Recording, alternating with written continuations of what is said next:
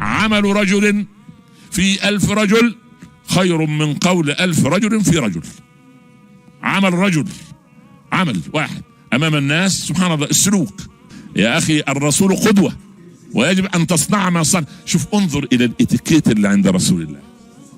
الله كان اذا جلس بين اصحابه وزع نظراته عليهم حتى يظن كل واحد منهم ان الرسول ما اهتم الا به. وكان اذا صافح احدا من صحابته لا ينزع يده الا اذا نزع الاخر. وكان لما يسلم على واحد يربط على يده، هذه لغة الجسد، يربط على عشان يشعر بالقرب والود، سبحان الله. وفيه عجيبة العجائب، الكبار يخشونه والصغار يحبونه، سبحان الله. يا أيها الذين آمنوا صلوا عليه وسلموا تسليما.